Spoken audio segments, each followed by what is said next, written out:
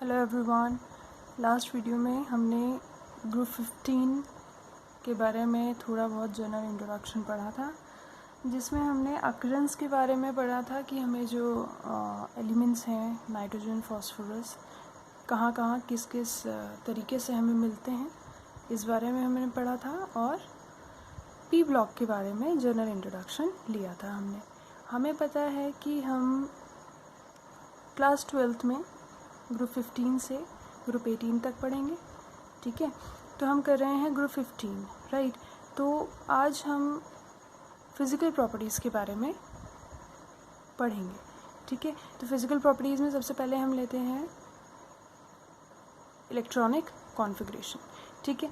तो electronic configuration में general electronic configuration of group 15 will be NS2 NP3।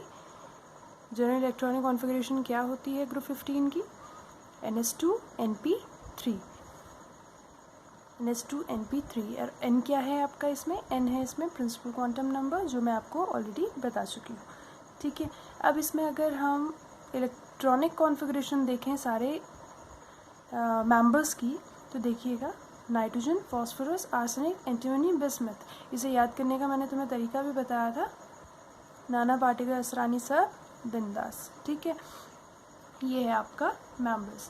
अब देखिए इनकी इलेक्ट्रॉनिक कॉन्फ़िगरेशन। नाइट्रोजन में इलेक्ट्रॉनिक कॉन्फ़िगरेशन होगी इसकी हीलियम 2s2 2p3। इधर हमने हीलियम क्यों लिखा है? हीलियम हमने इसीलिए लिखा है क्योंकि हीलियम की इलेक्ट्रॉनिक कॉन्फ़िगरेशन होती है 1s2। तो 1s2 की जगह में हमने डायरेक्टली हीलियम लिख दिया, ठीक है। और ये हम सिर्फ किसके साथ करते हैं? सिर्फ और सिर्फ नोबल गैसेस, ठीक है। तो नोबल गैसेस के साथ आप डिनोट कर सकते हैं इलेक्ट्रॉनिक कॉन्फ़िगरेशन को। फाइन, ये हो गया आपका नाइट्रोजन। इसी तरीके से फास्फोरस हो गया आपका neon 3s2 3p3। Further on arsenic, argon 4s2 3d10 4p3। Antimony, krypton 5s2 4d10 5p3। Bismuth, xenon 6s2 5d10 4f14 6p3, ठीक है। ये है आपकी इलेक्ट्रॉनिक कॉन्फ़िगरेशन ऑफ ग्रुप 15, ठीक है।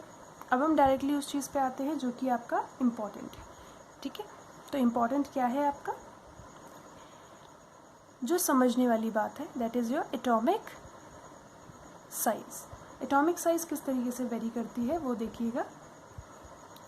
एटॉमिक साइज़ ये जनरल सी बात है, आपको पता होगा। एटॉमिक साइज़ जो है आपका डाउन द ग्रुप इंक्रीज़ होता है, ठीक है।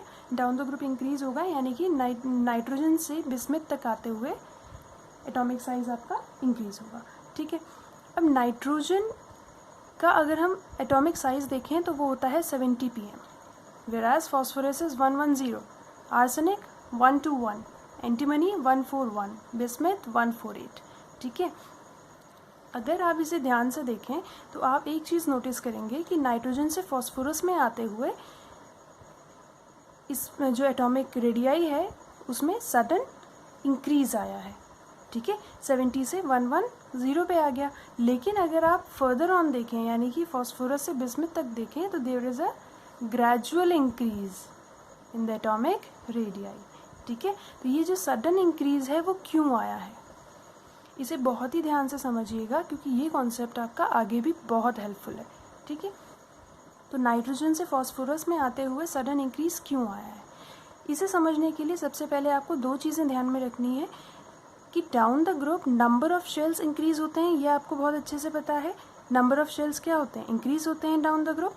और सेकेंड चीज़ स्क्रीनिंग इफ़ेक्ट, ठीक है। स्क्रीनिंग इफ़ेक्ट क्या होता है आपने क्लास 11th में पढ़ा है, बट मैं आपको दोबारा एक्सप्लेन कर रही हूँ कि स्क्रीनिंग इफ़ेक्ट बेसिकली होता क्या है, ठीक है। तो स्क्रीनिंग इफ़ेक्ट जो है क्या होता है? स्क्रीनिंग इफ़ेक्ट में जो न्यूक्लियस है आपका, न्यूक्लियस का जो चार्ज होगा उसको हम बोलते हैं इफ़ेक्टिव न्यूक्लियर चार्ज। उसे हम क्या बोलते हैं? ये न्यूक्लियस का चार्ज है, that is your effective nuclear charge, ठीक है। इफ़ेक्टिव न्यूक्लियर चार्ज होगा। सपोज हमने मान लिया ये फर्स्ट शेल है, second shell, third shell and fourth shell. Fourth shell में आपका एक इलेक्ट्रॉन है, ठीक है। तो जितना ज़्यादा इफेक्टिव न्यूक्लियर चार्ज होगा उतना स्ट्रांगली अट्रैक्ट करेगा ये वैलेंस इलेक्ट्रॉन को, ठीक है, उतना ही ज़्यादा अट्रैक्ट करेगा। लेकिन इससे पहले वाले शेल में जो इलेक्ट्रॉन्स हैं वो क्या करेंगे, इसे दोनों इलेक्ट्रॉन्स ही हैं, इस शेल में भी इलेक्ट्रॉन है और इस शेल में भी इलेक्ट्रॉन है, जो वैलेंस शेल है उसमें भी इलेक्ट्रॉन है। तो इलेक्ट्रॉन्स आपस में क्या करेंगे, नेगेटिवली चार्ज है तो रिपेल करेंगे। तो ये जो इलेक्ट्रॉन्स हैं ये इसे रिपेल करेंगे। अब देखिए दो फोर्सेस लग रही हैं, इलेक्ट्रॉन्स इसे रिपेल कर रहे हैं, वैलेंस इलेक्ट्रॉन को रिपेल कर रहे हैं, जो इनर शेल के इलेक्ट्रॉन्स हैं वो इसे रिपेल कर रहे हैं, जबकि इफेक्टिव न्यूक्लियर चार्ज की वजह से ये अट्रैक्ट हो रहा है।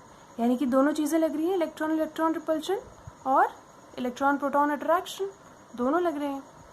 अब देखिएगा यहाँ आपको एक चीज़ समझने वाली बात है, ये चीज़ नोट कर लीजिए कि जो s और p ऑर्बिटल है, s और p ऑर्बिटल है जो आपका, वो स्क्रीनिंग इफेक्ट या रिपल्शन बहुत ज़्यादा शो करते हैं as compare to d orbital and f orbital के, ठीक है। यानी कि जहाँ पे s और p ऑर्बिटल्स होंगे वहाँ पे screening effect will be high. Screening effect का मतलब क्या है, स्क्रीनिंग इफेक्ट का मतलब ये है कि ये जो है रिपल्शन ज़्यादा करेंगे और ये रिपल्शन ज़्यादा करने की वजह से ये इसे जितना स्ट्रांगली अट्रैक्ट करना चाहिए उतना स्ट्रांगली अट्रैक्ट नहीं कर पाएगा, ठीक है, नहीं कर पाएगा। तो जो हम ये देख रहे हैं डाउन द ग्रुप आपका जो इंक्रीज़ है वो ग्रेजुअल हो रहा है, जबकि 72 110 में यानी कि नाइट्रोजन से फॉस्फोरस में सडन इंक्रीज़ आ रहा है। वो किस वजह से आ रहा है, क्योंकि आपको पता है नाइट्रोजन और फॉस्फोरस में आपके कौन कौन से सबशेल्स प्रेजेंट होते हैं, कौन कौन से ऑर्बिटल्स प्रेजेंट होते हैं, that is s and p orbitals, ठीक है, s और p ऑर्बिटल्स इसमें प्रेजेंट होते हैं। s और p ऑर्बिटल में अभी मैंने आपको बताया स्क्रीनिंग इफेक्ट ज़्यादा होता है, स्क्रीनिंग इफेक्ट ज़्यादा होगा तो there will be sudden increase, ठीक है। ये क्या करेंगे, रिपल्शन ज़्यादा करेंगे, ज़्यादा रिपल्शन करने की वजह से जो इफेक्टिव न्यूक्लियर चार्ज की वजह से अट्रैक्शन होना जितना होना चाहिए उतना नहीं हो पाता और साइज में सडन इंक्रीज आ जाता है because of the repulsive forces, ठीक है। ये है आपके ये आपका किसका रीज़न था, यहाँ पे सडन इंक्रीज़ का, ये तो था इंक्रीज़ का। अब यहाँ ग्रेजुअल इंक्रीज़ क्यों हो रहा है, ग्रेजुअल इंक्रीज़ इसलिए हो रहा है क्योंकि आर्सेनिक, एंटीमनी और बिस्मथ में d ऑर्बिटल और f ऑर्बिटल्स इंट्रोड्यूस हो जाते हैं और इन्हीं के इंट्रोडक्शन की वजह से जो ये रिपल्सिव फोर्स है वो कम हो जाता है। अगर रिपल्सिव फोर्स कम हो जाएगा तो इफेक्टिव न्यूक्लियर चार्ज इसे अट्रैक्ट करने की कोशिश करेगा और अट्रैक्ट करेगा तो जितना इंक्रीज़ होना चाहिए उतना इंक्रीज़ ना होकर they will be a gradual increase, ठीक है। तो ये है आपका एटॉमिक साइज़ के बारे में, इस चीज़ को ध्यान से समझिएगा, ठीक है। बाकी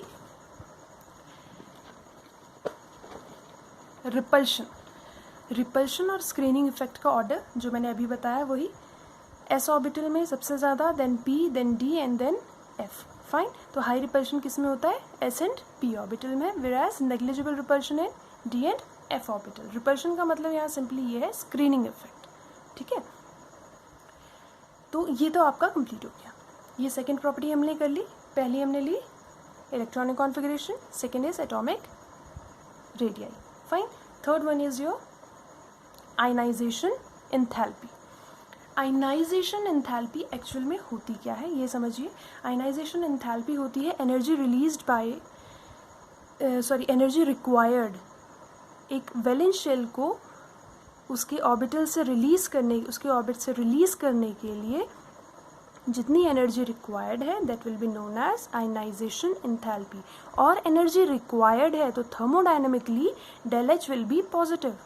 जहाँ पे एनर्जी लगती है, देनी पड़ती है, सिस्टम को एनर्जी देनी पड़ती है तो डेल एच की वैल्यू होती है आपकी पॉजिटिव। ये हमने थर्मोडायनेमिक्स में पढ़ा है।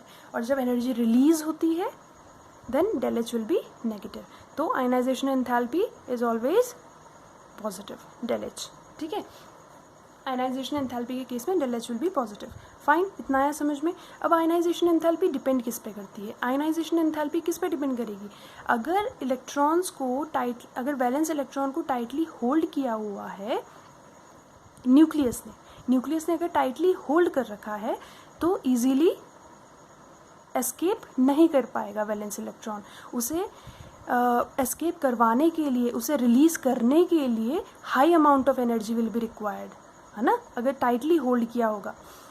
अगर न्यूक्लियस ने आउटरमोस्ट या वैलेंस इलेक्ट्रॉन को टाइटली होल्ड कर रखा है तो उसे हमें ज़्यादा एनर्जी देनी पड़ेगी टू रिलीज वैलेंस इलेक्ट्रॉन, जबकि इसी का ऑपोजिट है, अगर टाइटली होल्ड नहीं किया है तो इजीली एस्केप कर जाएगा आउटरमोस्ट इलेक्ट्रॉन।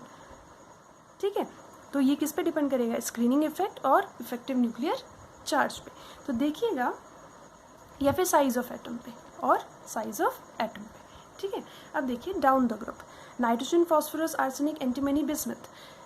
एटॉमिक साइज अगर ज़्यादा होगा तो ionization enthalpy will be less, उतनी कम एनर्जी हमें देनी पड़ेगी। तो इसका हम सिंपली रिलेशन देख सकते हैं, एटॉमिक रेडियाई अगर ज़्यादा होगा तो आयनाइजेशन एंथैल्पी कम लगेगी। क्यों लगेगी यहाँ पे? क्योंकि जितना ज़्यादा साइज होगा उतना फोर्स ऑफ अट्रैक्शन, जो इफेक्टिव न्यूक्लियर चार्ज है, वो कम होगा। इफेक्टिव न्यूक्लियर चार्ज कम होगा, या इफेक्टिव न्यूक्लियर चार्ज कम होने का मतलब क्या है? जो न्यूक्लियस है उसने आउटरमोस्ट शेल को टाइटली होल्ड नहीं कर रखा है, और टाइटली होल्ड नहीं कर रखा है तो वो इजीली एस्केप कर जाएगा, हमें एनर्जी कम देनी पड़ेगी। ठीक है, तो ये है इसका सिंपल रिलेशन। इतना आया समझ में?